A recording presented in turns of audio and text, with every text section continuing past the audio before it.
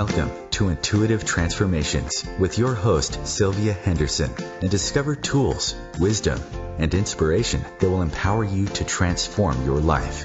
Sylvia is an intuitive life coach and energy healer with a growing practice that is focused on empowering others to be more of who they want to be. For the next hour, join Sylvia and explore and unravel anything in the way of you creating the life that you would love to live on the OMTimes radio network.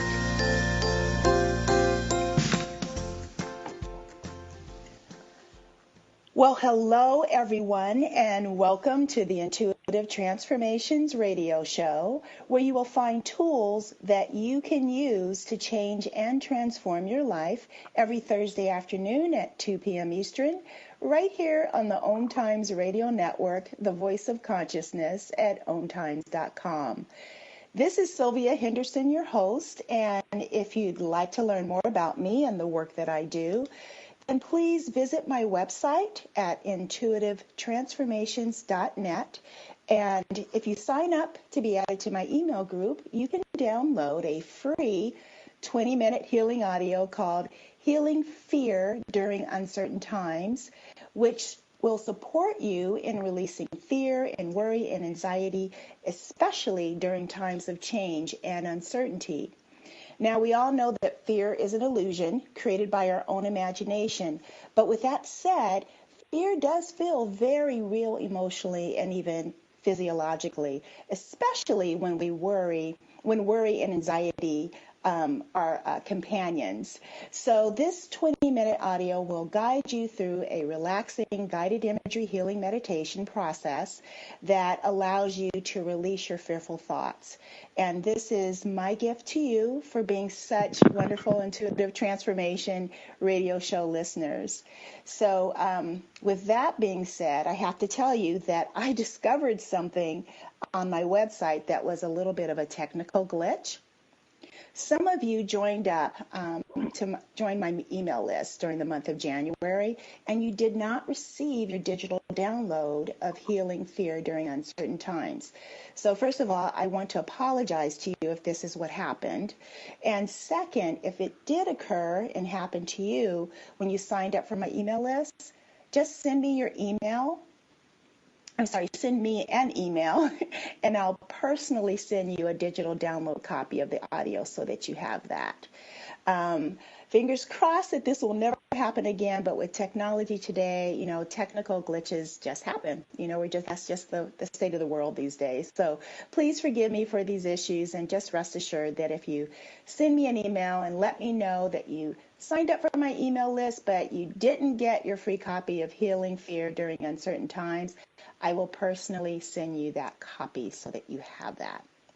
So today is Thursday, February 16th, 2017, and joining me is Iman Al Zaabi, and she is the author of a beautiful new book titled The Art of Surrender, a practical guide to enlightened happiness and well-being. Those of you who listen to my show regularly know that I typically interview authors who offer valuable information in their books that they have written. And I have to tell you, as someone who gets to read a book every single week, that there are very few books that cross my path that actually cause me to get emotional in a very joyful way because of its very existence. And the guest that is joining us today has written just such a book. Again, her name is Eiman Al Zaabi, and she is joining us on the show. She'll be joining us on the show in just a moment to share her spiritual insights and her thoughtful wisdom, which she also writes about within the pages of her debut book, The Art of Surrender. Now, before I bring her on, let me tell you a little bit more about this brilliant, inspirational author. Eiman Al Zaabi is a life coach, and she holds a degree in business information technology and a master's in business administration. In addition to her private coaching practice, Iman works at New York University at their Abu Dhabi campus in the United Arab Emirates. Iman comes from a traditional Arab Muslim family in Abu Dhabi. After years of suffering from anxiety, panic attacks, and depression, she began a practice of energy healing despite her family's objections to what they felt was in conflict with her faith. Isolated from her family and feeling the loss of their support, Iman uttered one prayer to God that became her affirmation, and this was, "Show me the bridge." She made it her mission to bring the loving spirituality of Islam to a Western audience, laying out a blueprint for true peace and authentic living. Iman pursued her journey of exploring science, the Quran, and the realm of spirituality to discern her own truth. The result is her brand new book, The Art of Surrender, the first modern spirituality book incorporating the underlying principles of Islam, which are humility, peace, and unity.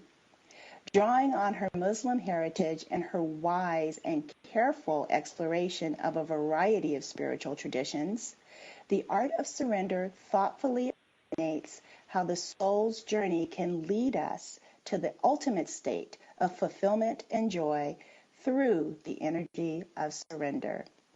Iman, welcome to the Intuitive Transformations radio show. Thank you, Sylvia, for having me. Thank you so much. Well, I am just so happy that you are staying up late for us tonight because it is literally 12 p.m. your time, and I'm just so delightful that through the magic of technology that you're joining us all the way from Abu Dhabi. And congratulations on writing such a beautiful and relevant book. Now, before we dig deep into your book, I'd like for those who are listening to the show to learn a little bit more about you. You were raised in a traditional Arab Muslim family in Abu Dhabi. So for someone on the outside looking in who has limited or zero frame of reference as to what that really means, what does a traditional Arab Muslim family look like and experience that might make it different from any other family? Well, the Arab world is evolved around tribal culture. And so we live in tribes that are comprised of smaller families.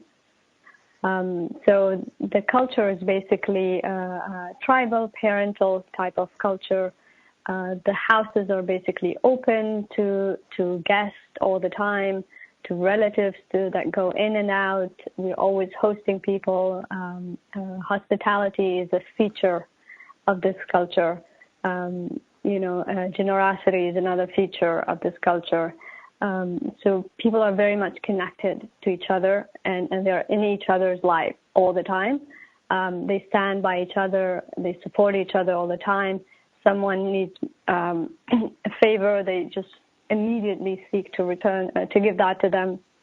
So it's a very collaborative and connected culture. But within that, of course, as children, we grow up around adults that are, in our lives, and they become the auntie and the relative, the father and the mother and the grandfather and the grandmother and everyone else. So we're always surrounded by these people, and so we receive a lot of input from them all the time. So that's basically how we get to grow up in an Arab culture family.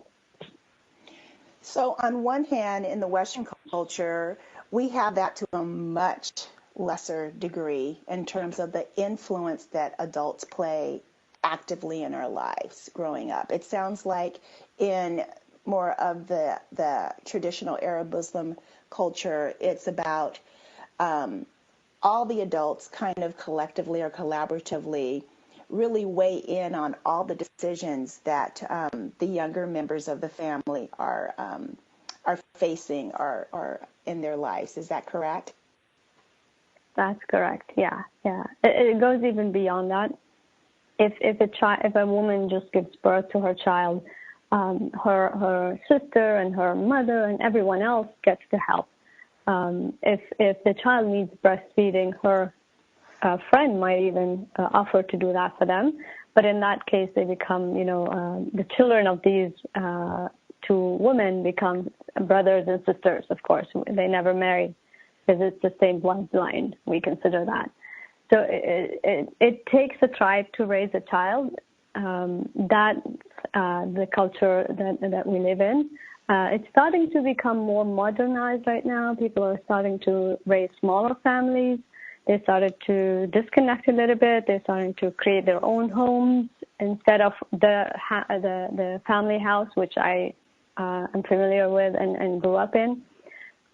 So it's starting to change for us a little bit. It makes me sad sometimes because we're losing some of the values, and sometimes it works for this modern, lifestyle that we're starting to lead here.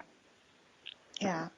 Well, that sense of community is that's huge. That's tremendous. And I can see why there would be a little bit of a grief that you're feeling around losing that aspect of it, because it sounds incredibly supportive. It also, when I heard you say that when a woman has a child, that other people get to participate. It's like that's not even an optional choice from the mom as to whether or not they want that. It's just an expectation that everyone is one in this community. And in some ways, that's a very loving and empowering environment to grow up in, I would imagine. Absolutely, yeah. So now, I know we're going to come up on a commercial break in about a minute or so, but one of the things that led you on your journey of stretching beyond the boundaries and the borders of your faith was your own experience around anxiety, panic attacks, and depression. And when we get back from the break, we're going to have you talk a little bit about that. We'll be back in just a moment, everyone. Please stay tuned.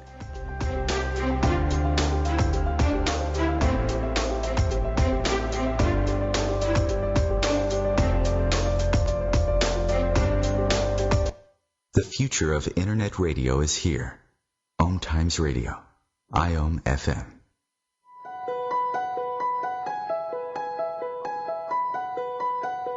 Hello, I'm Miriam Knight of New Consciousness Review, inviting you to my new show where I interview the rising stars of the conscious awakening. We'll explore the many faces of consciousness in action and intriguing perspectives on life, the universe, and everything in between. Join us each Wednesday at 2 p.m. Eastern on the Rising Stars Show. When I was little, I didn't talk for a long time. I was sensitive to lights and sounds, so I built secret hiding places where they couldn't get in. Sometimes I did the same things over and over, until one day I found out I had autism. My family got me help. Slowly, I learned how to live with it better. Early intervention can make a lifetime of difference. Learn the signs at autismspeaks.org/signs. Brought to you by Autism Speaks and the Ad Council.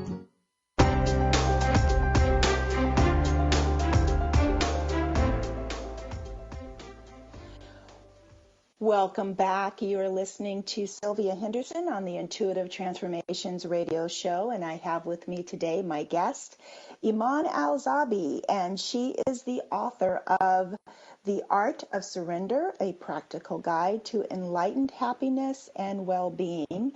And before we went to the break, she had shared a little bit about her experiences growing up in a traditional Arab Muslim home in Abu Dhabi. And before we went to the break, I invited her to begin to think about sharing about her own personal experience with anxiety, panic attacks, and depression. So, Iman, in your bio, you talk about that experience in your life, and you talk about that in your book. So would you mind sharing some of your story around that? Because these are issues, these are challenges that many, many people secretly struggle with every single day. So would you mind just sharing your story about what it was like when you were going through that and how you were able to tap into or extend beyond the borders of your the Islamic faith, stretch it a little bit to step into energy healing? Sure. Of course, I came full circle when it comes to the understanding of energy healing and all of that. I've done even further research into it, but that's for another show. But for now,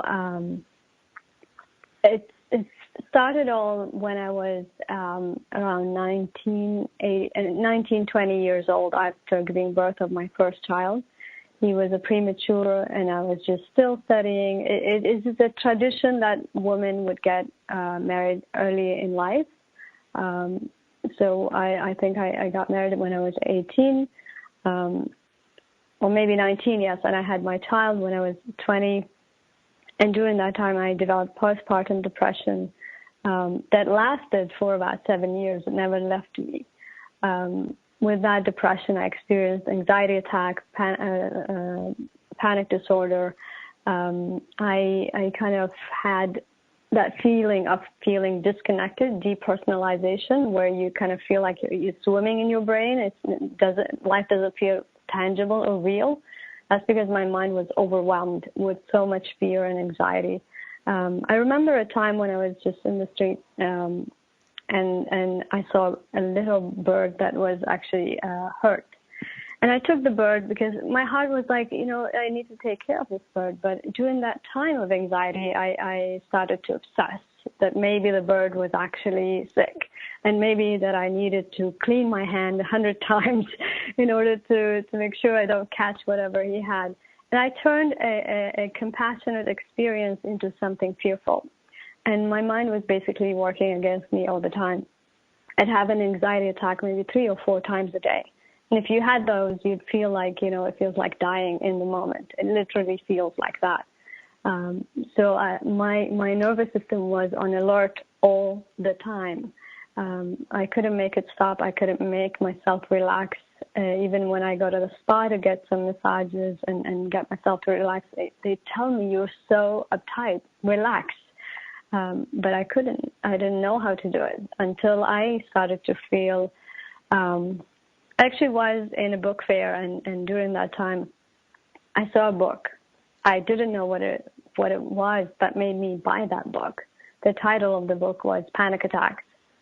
And when I started to read, I didn't know that's what I had, but when I started to read what's inside, I was like, oh my God, that's what I have. Then I was able to label what was wrong with me. And when I started to label that, I said, okay, maybe there is help.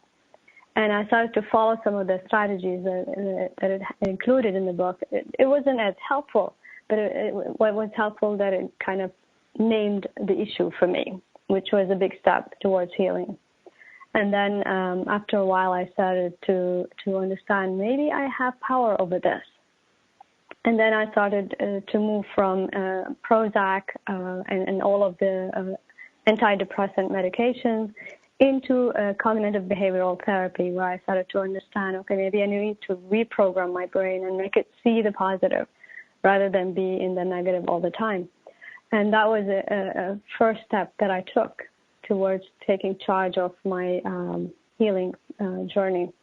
And then that led me to taking a course in energy healing and learning how energy moves in the body, learning how to kind of shift it. I remember I was in the class with my teacher, and I took the pills, and I told him, today is going to be the last day that I take these pills. And I threw that away, never looked back ever since. It's been over 12 years now, never looked back. So that was, to me, a turning point where I decided I'm no longer going to depend on the pills, but I'm going to take charge of my healing journey. So, and it's been an amazing journey so far. Wow, that's a wonderful story. So when you say energy medicine, can you clarify that a little bit? Because here in the U.S., it's such a catch-all phrase. I mean, there are people who do Reiki, and that's energy healing. There's people that do tapping, and that's energy healing. And so when you say energy healing, what are you talking about specifically?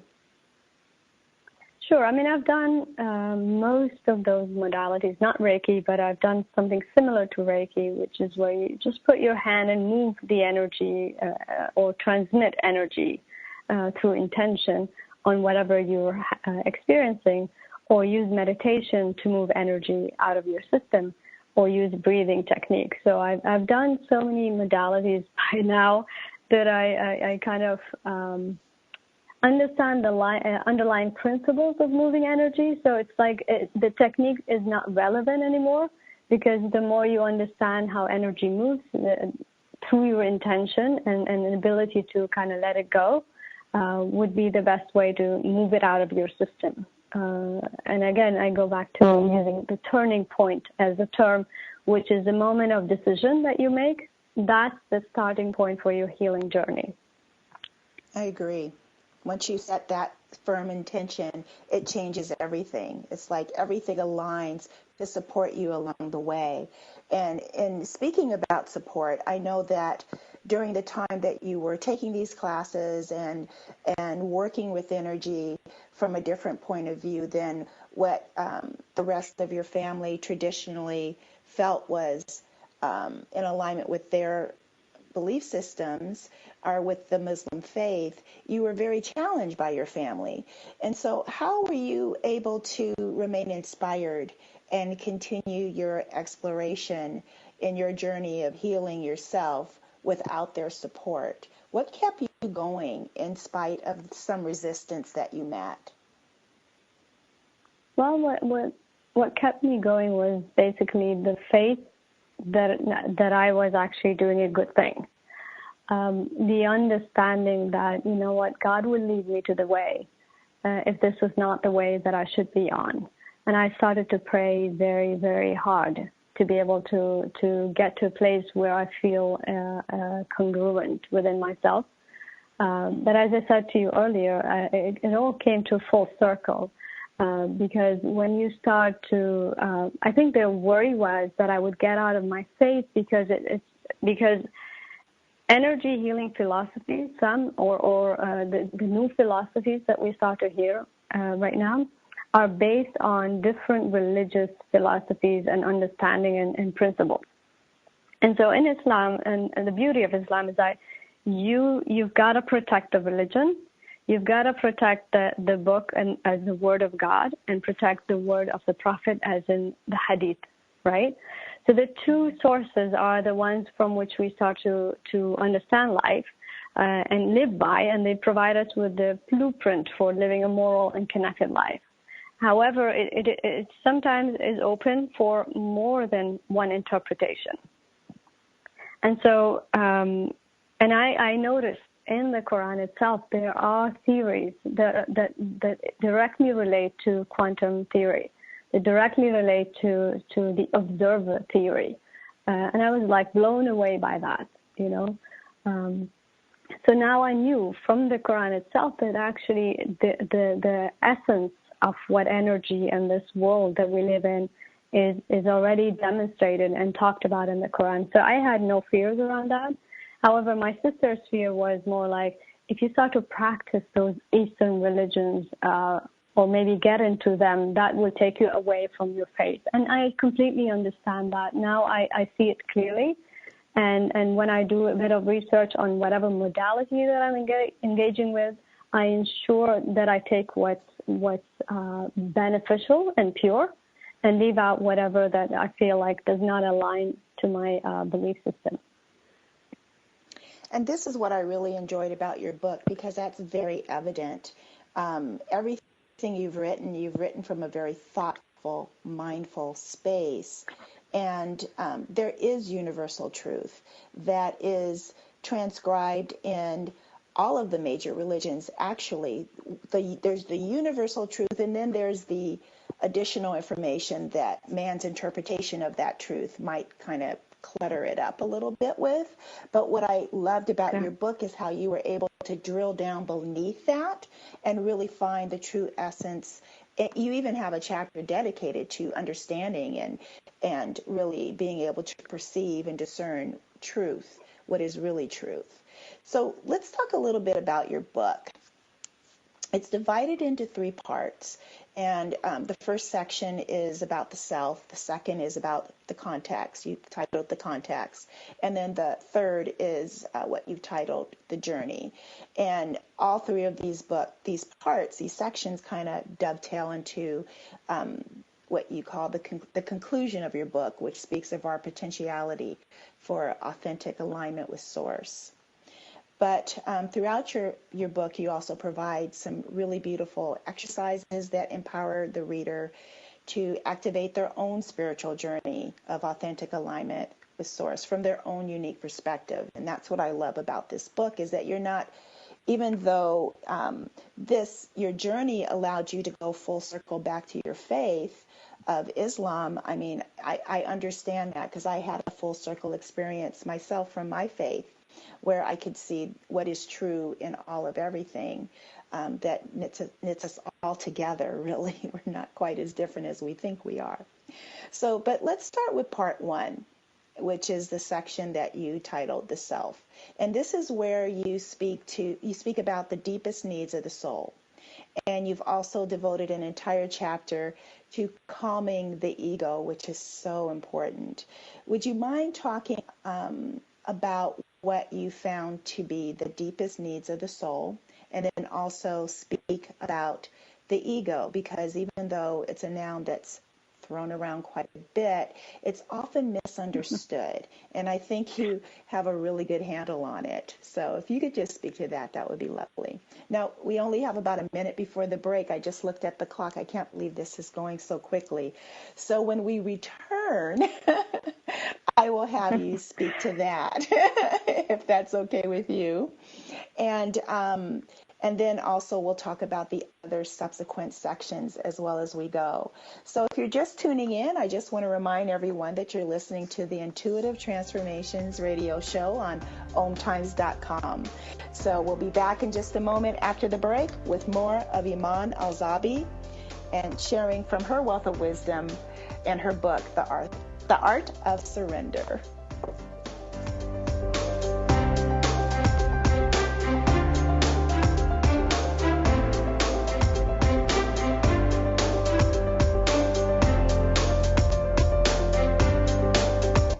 The cutting edge of conscious radio, OMTimes Radio, IOM FM.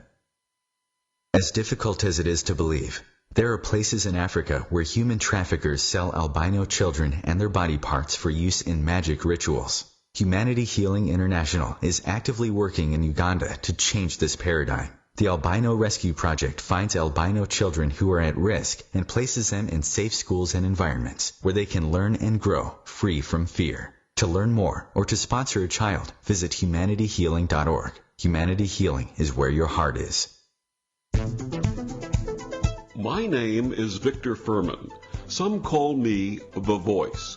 I've always been fascinated with human nature, spirituality, science, and the crossroads at which they meet. Join me Wednesdays at 8 p.m. Eastern on OMTimes Radio, and we'll explore these topics and so much more on Destination Unlimited. Hey, let me ask you something. Would you seat your 3-year-old child on a windowsill? Would you seat them beside a lit fireplace or by the deep end of a pool? One last question. Would you seat your child in a car seat that's not correct for them? Car crashes are a leading killer of children ages 1 to 13. Secure their future. Seat them in the correct car seat. For more information, visit safercar.gov/the right seat. A message from the National Highway Traffic Safety Administration and the Ad Council.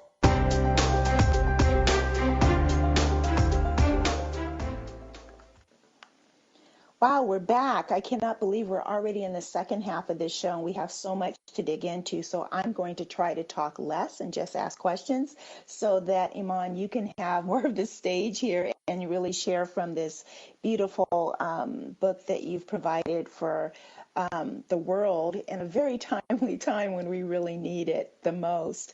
So before we went to the break, I kind of teased about having you answer my question, which is, what have you found to be the deepest needs of the soul? And then also, please talk about the ego and really what it is and how we can make peace with it. Iman? Oh no, did I lose her? Hello, can you hear me? Oh, Hello? there you are. Yay. Yes, I can hear you now. now. I'm sorry, I was talking. That's all right. No, that's fine. We didn't hear you, so if you could go ahead and just start with that first question. Sure. Yeah, so let me take you a little bit above that to just understand the different parts of the book. The reason I divided the book into 3 sections is because it is very essential for you to understand that surrender is not incidental in nature. And it's not something you practice at the lowest point in your life. Even though that's how life kind of pushed me to understand it and practice it myself. But now I'm in a state where it is my everyday kind of state of being. So to be able to get to a state of surrender, you must understand yourself, which is the first part of the book, where you understand the self. And then you will need to understand your context, which is, what is my spiritual context, who God is, and what is the nature of God, what are the rules of life, and what resources do I have in terms of my intuition and my ability to perceive answers. And then finally taking the journey towards surrender, which is in 4 stages: to find source, know source, align source, and finally surrender to source. So that's basically the way the book flows, to be able to take someone from a space of disconnection to a space of fully connected human being that is fully aligned and feeling that state of pure surrender, which is a state of joy for the soul itself, because that's its nature. It wants to surrender to its creator. So going back to the self, which you talked about earlier, understanding the 3 primary needs of the soul. Now, the self is basically the soul that comes from the divine realm of truth, and then descends into physical reality. It sort of has this body suit on, which is limited by its 5 senses, and it experiences and it wants to have 3 things that are very primary and integral to its happiness and well-being. The first soul need is to find and connect to source. So as we said, it comes from the realm of truth, and so when it descends into physical reality, it wants to seek that truth. It wants to connect to it back. And so that's the spiritual journey we all take. When we start to ask the big questions of life, that's when we know, oh, the soul is starting to launch that journey towards understanding, finding, and connecting to source. So that's soul need number 1. Soul need number 2 is to find and find ways of being, which are ways in which we become those states that we always long to have. Each soul has its own qualities. So states of being can be those positive states of being free, having fun, states of being, disciplined, moral, states of being compassionate, loving, states of being whatever it might be that could be for you. You know, as I went through that, I understood my states to be of freedom, of being in beauty, states of being in truth is one of those states. So you create a life and design a life that provides for these ways or states. So when you design your life, it allows you to ensure to live such life. For example, for me, I don't get into a job where I have to tick in and out. That is out of the question. I'm sorry, there's a plane moving ahead of our house. And so you design a life that is based on that. Yep. Are we live? You're live, yes. I was the one that got dropped there. I apologize, everyone. Technology is, it's funny how we started off the show. Technology is technology. So, okay. So did you touch also on the ego while I got dropped from that call? No, I was still talking about the soul needs. So we said the first need was to find and connect to source. Soul need number 2 is to find ways of being. Soul need number 3 is to find ways of expressing. So ways of expressing is when you start to express your innate, God-given talents and abilities. Each one of us have got those unique talents inside of us.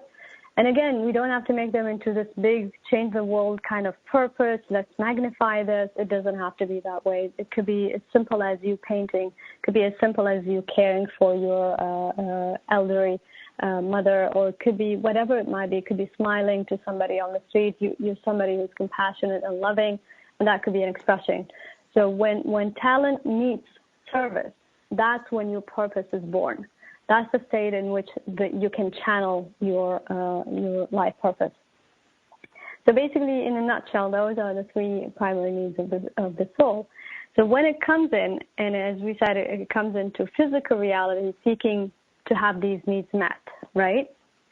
Mm-hmm. Now, life challenges are exactly designed for you to discover those needs. So you will get to a space where, for example, your body's not feeling well, and you would understand because you were not being forgiven, because you were not connecting inward, or you're not connecting outward. So you're living in a state that is not allowing you to be thriving. It could be that, a life issue that comes your way where you have a relationship issue, and because your soul is kind of nudging you, that it needs to be fixed so that you live in a state of harmony, if that's one of your soul's needs, which is to live in a state of harmony. Does that make sense? Yes, it does. Yeah, so your life would be designed around those unique experiences that allow you to kind of uncover and discover what are the needs to be able to live in full happiness and joy in a way that is more realistic. Not saying that there will not be challenges, because that's never the case for anyone living on this planet, but to say I understand it, to say I can move beyond it, I can fix whatever that in myself that is suffering from disconnection, to be able to move it into a state of harmony, understanding that you become a continuous learner of life and a student of life to be able to live a better life for yourself. So the ego basically is this suit that we wear above the soul, and it's made up of negative experiences that we accumulated over the years. It could be that your parents have said things to you that are hurtful. It could be that, the people around you have said things or done things that are traumatic to you. And trauma could be as simple as somebody shouting to something major happening in your life that could be catastrophic, or it could change it could make a big change in your life. So trauma is basically arranged for a child. It's never just a big thing, which most people led to believe. So your understanding of the ego, that it's the cumulative experiences that we put on as we go through life, that requires us to heal them later on. What happens is that these experiences become attractors, and those attractors will start to attract similar situations, similar ways in which we start to, and life becomes like a mirror for us to look, this needs healing in my experience. This it's calling me to forgive. This is calling me to let go of the past. This is calling me to become a better person. If you look at it from that perspective, you start to see how life becomes this playground where you start to make changes and shifts, and then you move into a space of contraction to a space of expansion.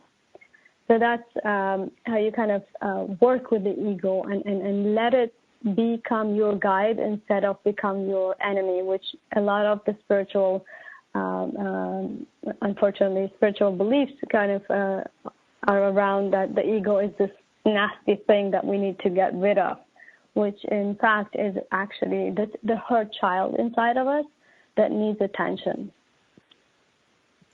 This is why I love your book, okay? Because that is what I also, too, believe is absolute truth. It's not about, the ego is not the bad guy. It's about healing that woundedness within us, and it really is that innocent child that has decided that it needs to judge itself harshly based upon those painful experiences that at the time it didn't have the cognitive ability or to be able to understand. And so the understanding that this inner child does is basically that there must be something wrong with me. And that's where that guilt comes from. And then when we have a challenge, instead of recognizing that that's a tool to help us grow and expand, we look at it as an attack. And that's when we contract, because it reminds us of those old wounds so we can heal them. But instead of allowing that process to happen, as you mentioned earlier, we contract, right? We armor up and we resist, and that keeps us stuck and locked in our life rather than going out into expansion. I love you. That's You're correct. awesome. Yeah. Thank you. I have to have you back on again, because I can't believe we're going to be going into another commercial break, and it'll be our last break, and only 15 minutes left in the show. I know this has gone so quickly, hasn't it? And I really want to dig into how you so explore the transformative power of inquiry, and how to ask the right kinds of questions instead of those "why is this happening to me" questions, which keeps us stuck. Yeah. You can ask empowering, expansive questions that will create absolute change in our lives. And I love how you've outlined that so beautifully in your book through your exercises and the detailed information. So we'll be back in just a moment, everyone. Please stay tuned for more of Eiman Al Zaabi and Sylvia Henderson on the Intuitive Transformations Radio Show.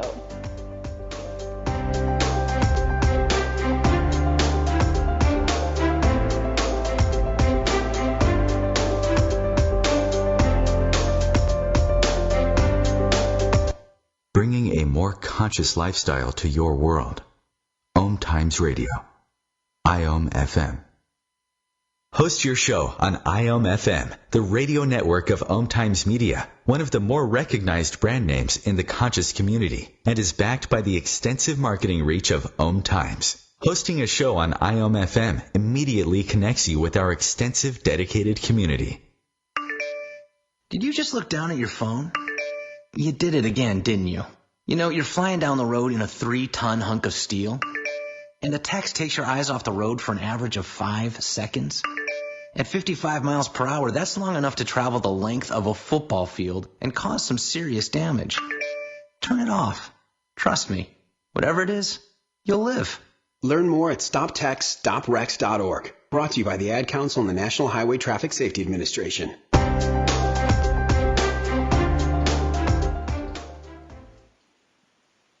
So welcome back. And Iman, I know that you're a life coach, and you're an energy healer, you're a spiritual teacher, and you really do help clients transform their relationships and their careers. You heal past trauma and teach people how to live their authentic truth with, boy, don't we need that today in today's world.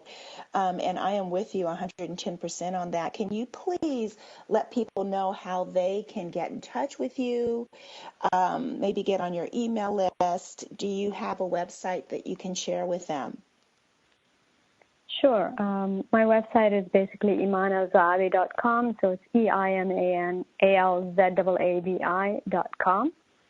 And if they sign up to my newsletter, I don't write too much. I don't like to be a burden on people, and I respect that people give me their email addresses, so I just write once a month, and that works for my schedule as well. And if you sign up, you will get a beautiful companion to the Art of Surrender, a beautiful journal, which is it's actually full of reflective questions, full of meditation exercises, full of ways to take the journey further.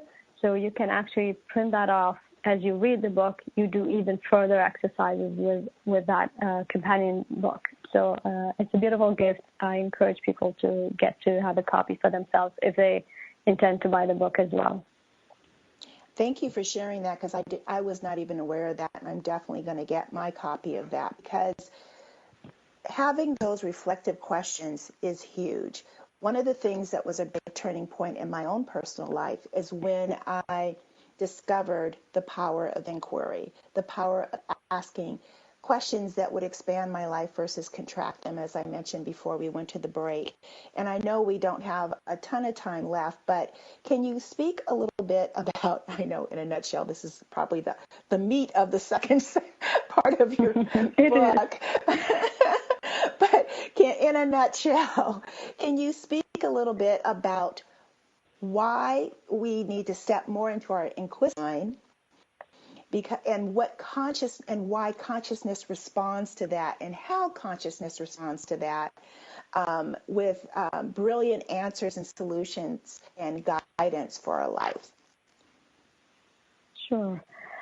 Basically, as you know, part of my journey was discerning what is true, what is not true, and moving along this spiritual cloud that we are all kind of finding ourselves in.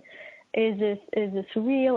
Are they talking about this from a perspective of it being based in truth, or is this something that they just like to talk about? To me, that was the bulk of me understanding the spiritual journey, is to be able to discern. So inquiry was my number one tool that I've used. This is something that I recall way back into my childhood. I've always been the child who asked questions one after the other. It scared my teachers. They couldn't keep up with me. They said I asked brilliant questions, but sometimes they don't have any answers for me. But that kind of got me on a path where I knew that my questions were the source of my answers, and that I needed to figure out a way to find those answers for myself.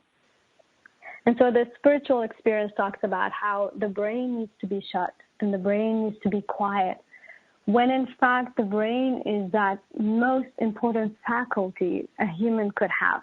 The brain is what makes us human. It is what makes us feel integrated. It is what gives us this identity that we call the I, though it may appear in the form of ego, but sometimes it appears in the form of the soul, where it expresses itself, where it expresses its beauty and its joy. So it's never to judge the human experience, because we work as integrated being on the levels of the mind, body, and the soul. So basically, inquiry is when you kind of put out a question to God. I don't like to term it as the universe, because that's too vague. It is God that you put out the question to. And when you do that, we know that life is interconnected, and we know that consciousness is the basis of the universe. And consciousness is basically information. So the minute you ask that question, life kind of responds to that question. And it brings you experiences, it brings you dreams, it brings you ways in which that question is being answered for you. The key is that you become open to that. To say, oh, that's the answer to my question. Oh, that's why I know this is what happened. And I'll give you an example that happened while I was writing the book. I came to a point where I was like, oh, I don't think so. I don't think I'm going to publish this work. I don't think I feel like this is something that needs to go out. So I was having those doubts, which is normal as part of the writing process, as you would know. But I didn't know it back then. And so I remember praying, and after I finished my prayer, I said to God, please show me if I should be publishing this work. So as I sat there, I had a dictionary, and I opened that. I just felt that nudge, and the overwhelming sense that I needed to open the dictionary, which I did. And then when I opened it, my hands fell on the word finish. And I was like, okay. And it means the book needs to finish. So that's when I started to understand, okay, life is experiential in nature. Nobody's going to come out there and tell you, here's the answer to your question. There's not going to be a messenger. God is not going to tell you exactly what you need to do at any moment. What needs to happen is that you become aware and responsive and ask those questions so that life can respond to you and gives you the answers that you're seeking. And it has to come from a very sincere and open space, not judgmental. not frustrated, not fearful. That doesn't work. What you need to go is just let that aside and be in a centered state where you say, okay, show me the way. Or it could be that you ask questions, what is it that I need to know at this moment? Or it could be that you ask a question, whatever it is that you're seeking in your life, you just start firing those questions and allowing the answers to come to you in experiences one after the other. And they may not come all at once. It's more like you're putting the pieces of the puzzle together, and then there will come a time when you say, oh, now I have a more holistic understanding of this issue. Now I have a more harmonious understanding of such situation. So you need to be patient with it, but that's something where you kind of go in a deeper level of life and understanding of life rather than scratching life from the surface.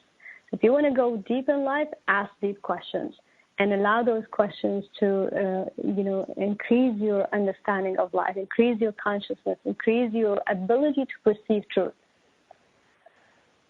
That is so good. And what's wonderful about that is the deeper you go, the more joyful your life becomes. Because the deeper you go into God, into Source, into this inquiry and allowing the breadcrumbs to appear and then take inspired action as a result of those breadcrumbs, the more your life expands, the more freedom and joy you experience, the more harmony you experience in your life. And it's very counterintuitive to how we're normally taught to deal with our life. We're taught to deal with it from a very external place of action, action, action. Take these 7 steps to this, or 10 steps to that, or 3 steps to that. And this is about something much deeper and richer than any of those other things can ever provide, because they're not working. That external approach just does not work. Yeah. It comes from someone else's experience rather than your own. And so understanding that, okay, I have an intention, I'm going to put it out there. And then surrender is basically you moving into the sacred circle with the divine. Once you've found, known, aligned, and then you start to surrender to God. And in that space, it's the most amazing space, because you start to ask and fire the questions, and life responds with the answers for you.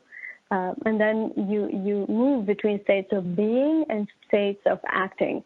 And that's the dance that each one of us must take in life. It's just taking one step from your side, and then being okay with being patient and willing to see what's next, what's going to emerge in my experience, to be able to take the next step.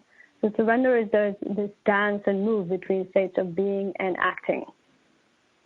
And I love this. This is why, I really want those of you who are listening to understand the value in this book. And I know when people typically hear the word surrender, they think of, oh, I'm giving up.